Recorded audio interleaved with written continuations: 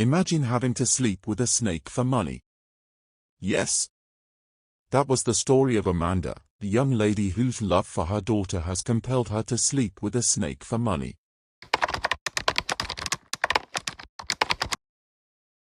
Amanda sat in the bar, her hands trembling as she wiped the glasses.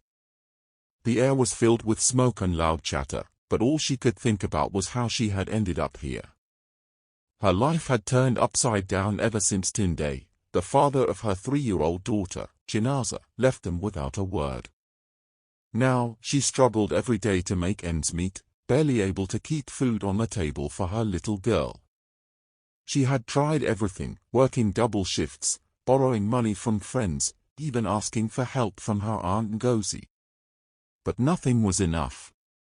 Bills piled up, and hunger often knocked on their door. Amanda felt trapped, drowning in her own desperation. It was on one of these long nights that she met Chief Adunsi.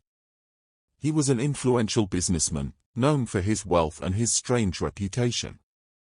Amanda had heard rumors how filthy his witches are, and how wicked he was, but she didn't care.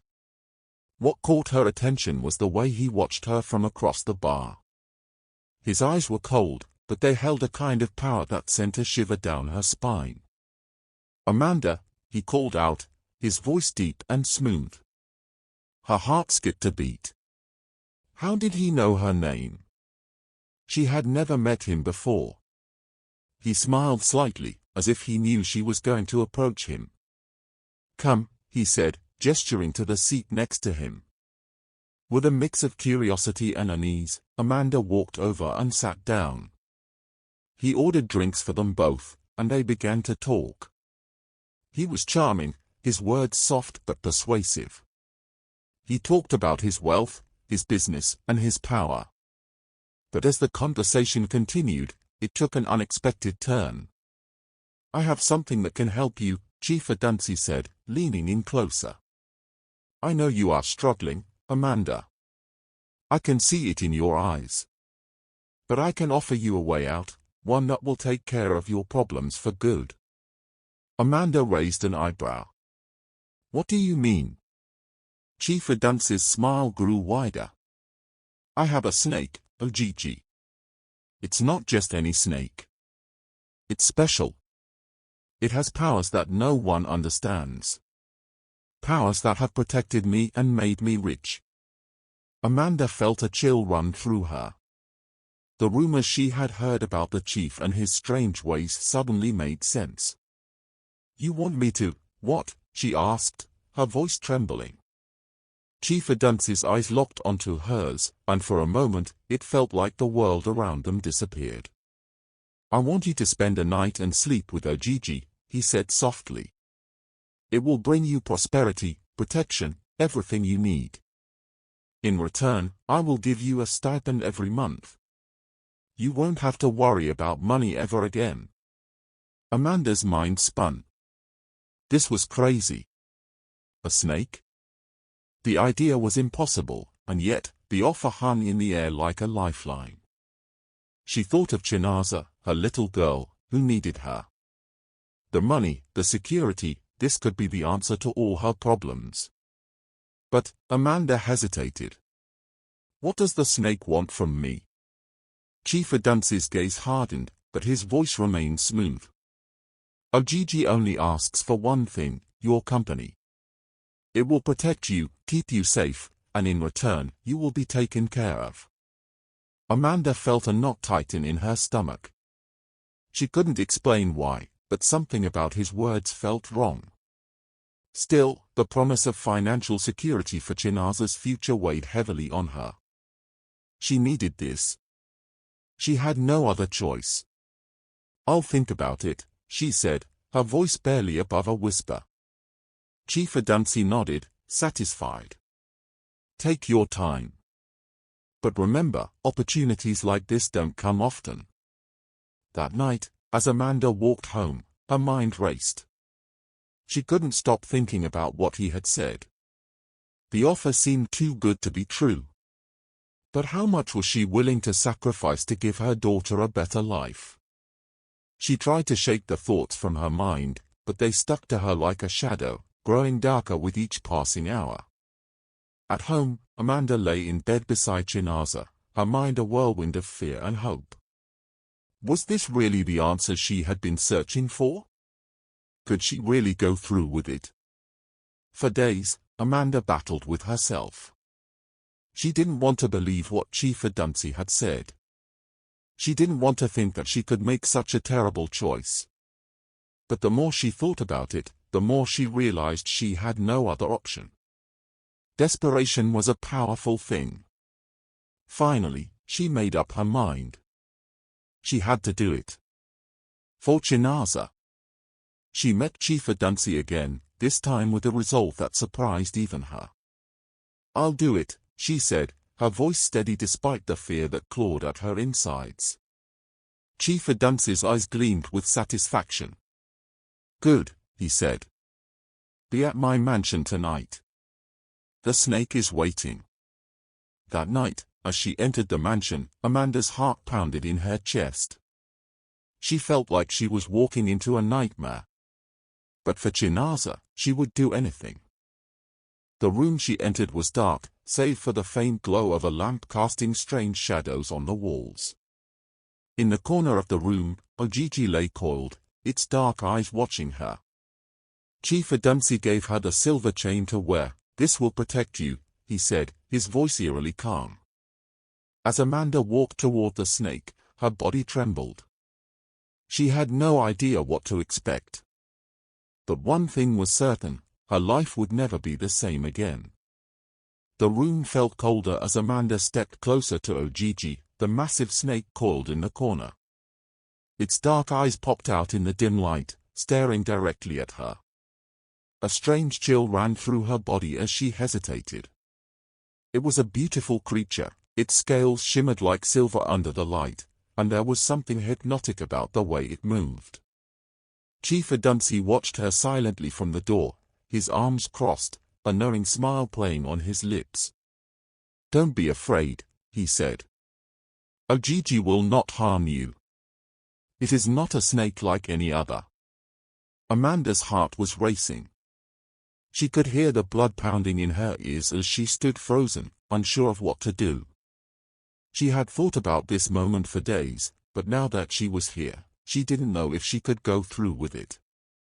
Her mind screamed at her to turn around and walk out, to leave before it was too late. But then she thought of Chinaza, her daughter's face, her innocent eyes, always asking why they couldn't have more food, more clothes, more everything. Amanda had no choice. She had made the decision, and now she had to follow through. Slowly, she stepped forward, the sound of her feet echoing in the quiet room. Ojiji's eyes followed her every move, its gaze unnervingly steady. When she was just a few feet away, the snake uncoiled slightly, its long, interesting body rippling like water. It was both beautiful and terrifying, and Amanda couldn't help but feel a strange pull toward it. Chief Adunsi stepped forward then, his voice low and reassuring. "Place your hand on it. Let the bond form. It will not hurt you." Taking a deep breath, Amanda extended her trembling hand toward the snake. The moment her fingers brushed against the smooth scales, a jolt of energy surged through her body. It was like nothing she had ever felt before, cold, sharp, but somehow comforting at the same time. Her heart skipped a beat, and she pulled her hand back instinctively. "Don't be afraid," Chief Adunsi repeated, his tone softer now. "Ojiji has accepted you. The power is now yours." Amanda looked down at her hand, expecting to see some sign of the strange connection she had just felt, but nothing was visible. She felt different, though. There was a strange hum in the air, a quiet presence that seemed to grow stronger with every passing second. "Now, you must sleep beside it," Chief Adunsi continued.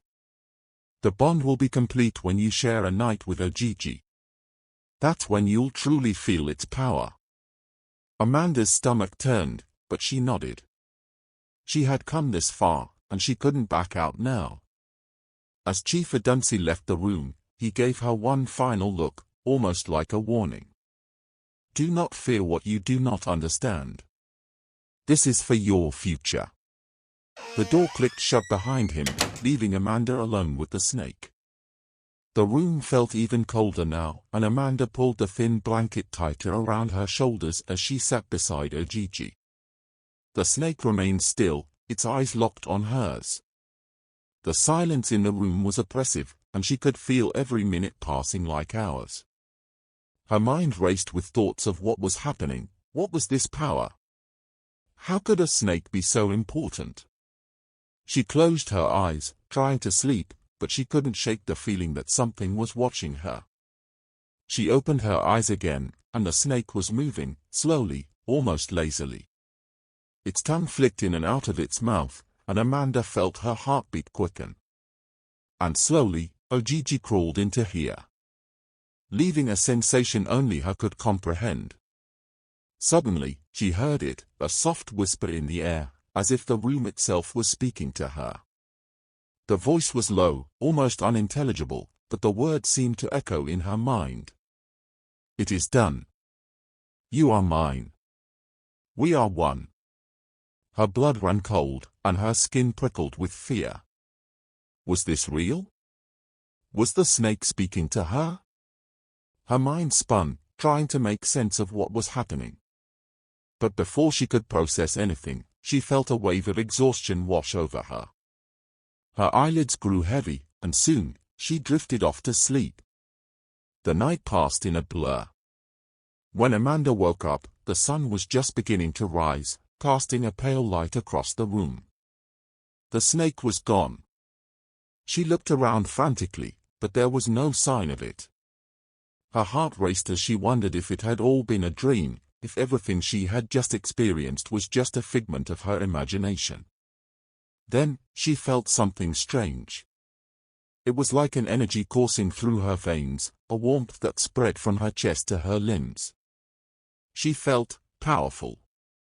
Stronger than she had ever felt before. It was as if the snake's power had somehow fused with her own. Amanda stood up, looking at herself in the mirror across the room. Her reflection seemed sharper, more vivid, like the world had suddenly become clearer. Her skin had a faint glow, and her eyes were different. They were brighter, more intense. She didn't understand what was happening, but one thing was clear, whatever bond she had formed with Ojiji was real, and it had changed her. Chief Adunsi entered the room just then, his face unreadable as he surveyed her. "How do you feel?" he asked, his voice measured. I don't know," Amanda admitted, her voice shaky. "I feel strange. But powerful." "Good," he said, nodding approvingly. "It's working. You are under Ojiji's protection now." As he spoke, Amanda could see a flicker of something darker in his eyes. Was it satisfaction? Or something more?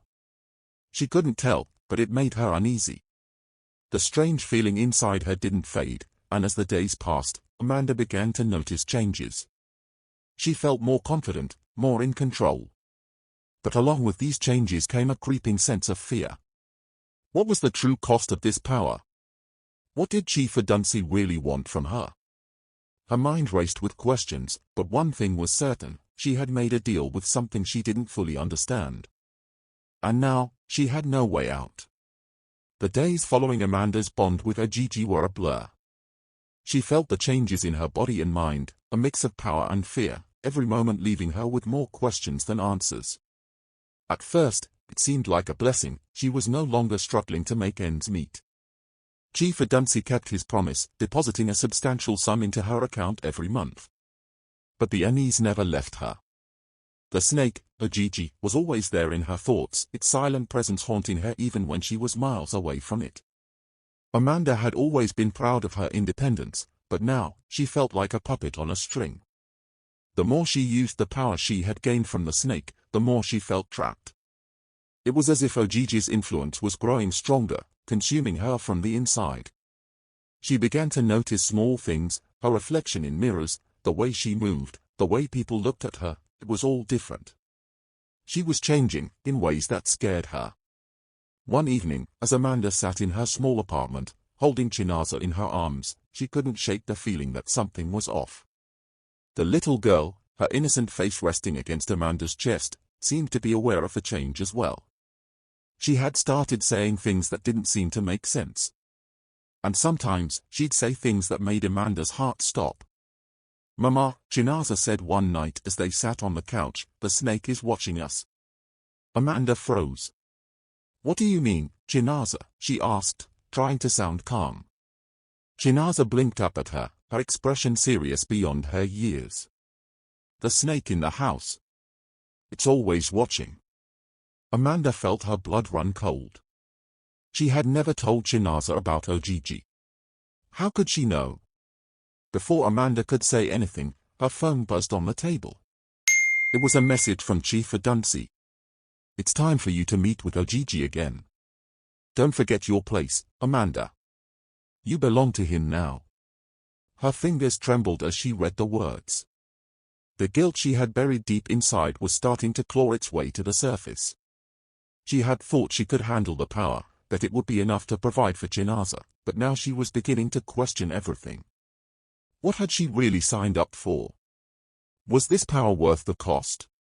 She looked down at Chinaza, who had fallen asleep in her arms. The child was so innocent, so pure, and Amanda had sworn to protect her. But now, she wasn't sure if she was doing more harm than good. Was Ojiji really protecting them? Or was he slowly consuming them, piece by piece? Her thoughts were interrupted by a knock at the door. Amanda hesitated, unsure whether to answer. But then she heard a familiar voice from the other side. It was Auntie Ngozi. "Auntie Ngozi?" Amanda called out, her voice shaking.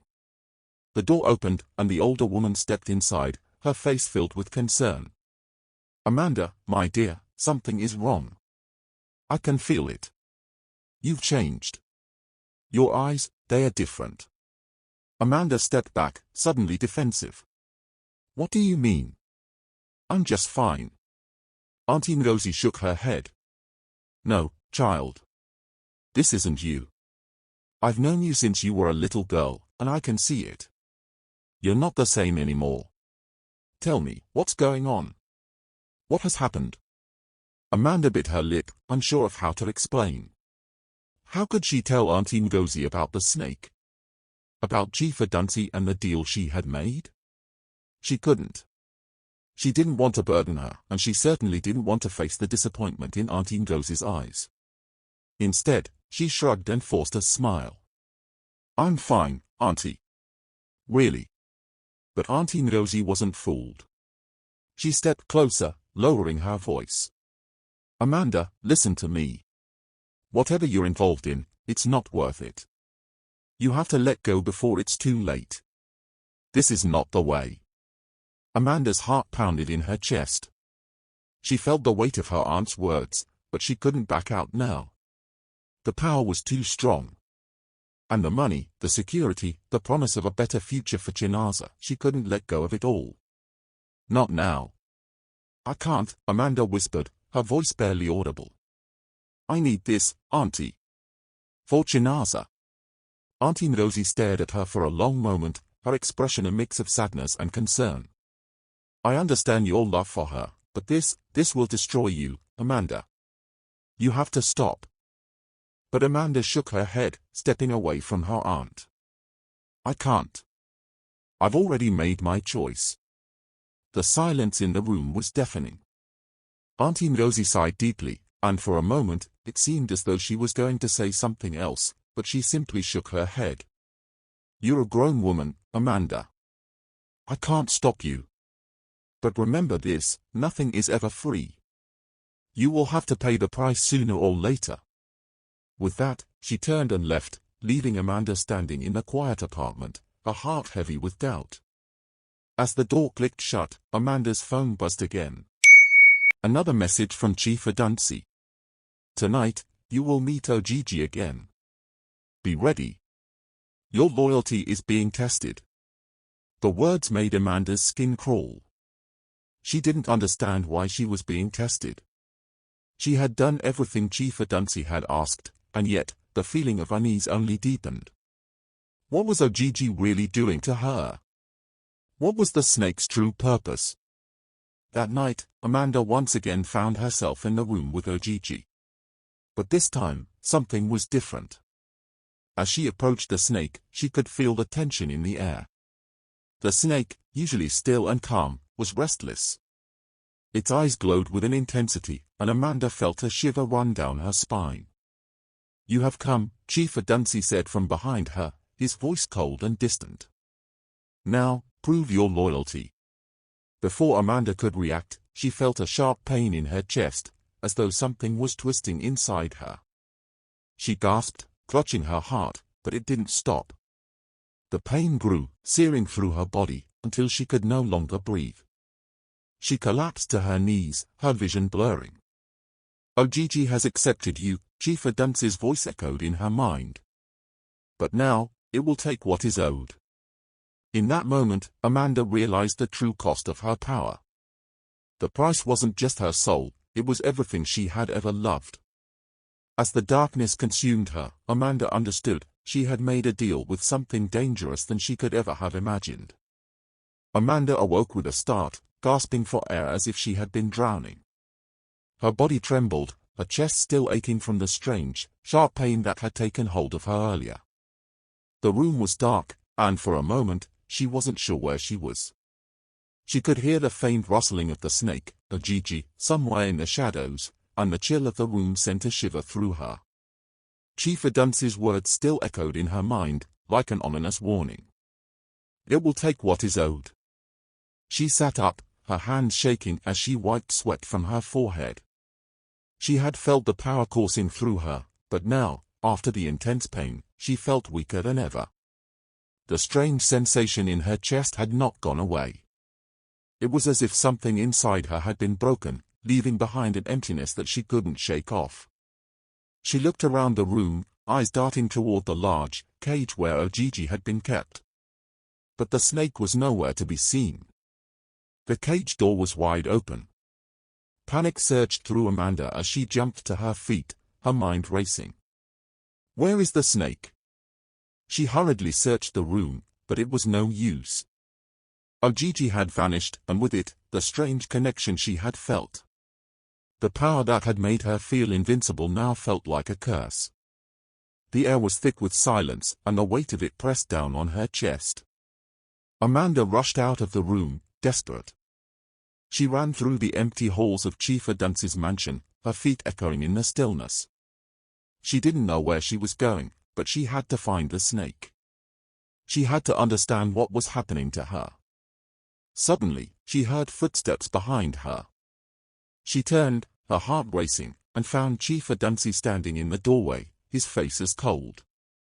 "You're looking for Ojiji," he said calmly, his eyes narrowing.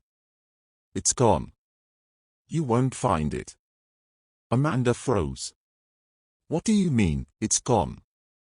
You said it would protect me." Chief Adunsi stepped closer, his presence overwhelming. "Ojiji doesn't protect anyone. It only uses them for its own gain. You've been chosen, Amanda, but now the price has come due." Amanda took a step back, confusion clouding her thoughts. "What do you mean by that? What price? I thought I was helping you, helping myself, helping my daughter." Chief Adunsi's lips twisted into a faint smile. "You never truly understood the power of Ojiji, did you? You thought it was just a snake, a tool for wealth and security. But Ojiji has a deeper connection to you, and to Chinaza." The words hit Amanda like a slap. Her daughter. What did he mean by that? She felt a cold sweat break out on her forehead, her legs trembling beneath her. She could feel the danger closing in, the walls pressing in from every side. "Chinaza?" she whispered, her voice barely audible. "What does she have to do with Ojiji?" Chief Adunsi's smile faded. "Everything. Ojiji has been watching you both. You didn't think that it was just coincidence that you met me, did you? That all of this just happened by chance?" Amanda's heart raced as the pieces slowly started to fall into place. She felt a sudden, sharp dread that she couldn't explain, as if the very air around her had shifted. She had always known there was something off about her daughter, her strange whispers, her unexplainable actions. But she never imagined that the answer could be so twisted. "You've been using me," Amanda said, her voice trembling with a mixture of fury and fear. "You've been using me to get to my daughter." Chief Adunsi didn't respond immediately. Instead, he took a step back, watching her carefully. Finally, he spoke, his voice low and dangerous. "The snake chose Chinaza long before it chose you. It has always been her. You were just the means to an end. And now that Ojiji is gone, it's time to fulfill the prophecy." Amanda took a step forward, her hands clenched into fists. "No. You can't do this. You won't take her from me." Chief Adunsi's cold eyes flashed with something darker, something that sent a chill crawling down Amanda's spine. "You don't have a choice, Amanda. Ojiji is gone, but Chinaza's power is just beginning. You've unleashed something that neither of us can control." The world seemed to tilt beneath Amanda's feet. Her head spun, and for a moment, she thought she might collapse. "What power? What do you mean?" Chief Adunsi leaned in closer. "The snake's power lives in her now. You don't understand, do you? Ojiji doesn't just give wealth and protection, it transfers power. Power that is passed down through generations. Chinaza is the vessel for that power.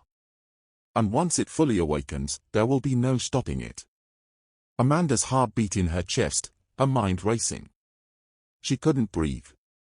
Everything she had done, everything she had sacrificed for, was it all for nothing? Her daughter, the innocent child she had tried so hard to protect, was becoming something unrecognizable. Before she could process everything, a voice rang out from the other room. "Mama! Mama, help me!" Amanda's blood ran cold. It was Chinaza's voice. She turned and ran toward the sound, her feet moving faster than she had ever thought possible. When she reached the living room, she found Chinaza standing in the center, her little arms outstretched as if reaching for something. Her daughter's eyes were glowing. Not just a faint shimmer, but a bright, blinding glow. The room felt charged with energy, and Amanda could feel it, the same unsettling power that she had experienced when she was with Ojiji. Chinaza's voice echoed, not her own, but something else entirely, a deep, resonant voice that seemed to vibrate in Amanda's bones. "I have awoken," the voice said, chilling and ancient. "I am Ojiji now." Amanda's breath caught in her throat. Her daughter was no longer just her daughter. She had become something else. Chief Adunsi stepped into the room behind Amanda, his face now reflecting the same fear she felt. "It's begun," he whispered. "You can't stop it now." Amanda turned to face him, her eyes wide with terror. "What do we do? What do we do now?" Chief Adunsi didn't answer. His eyes were fixed on Chinaza, whose glowing eyes now turned toward him, and for a brief moment, Amanda saw something in his gaze, an expression of pure terror. And in that moment, Amanda understood. The true power of Ojiji was never about wealth, never about protection. It was about control. It had always been about control.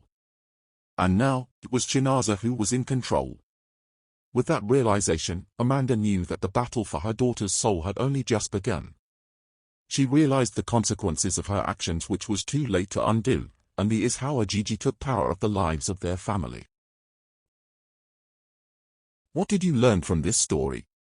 Share your thoughts and opinions in the comments section, and don't forget to like and subscribe.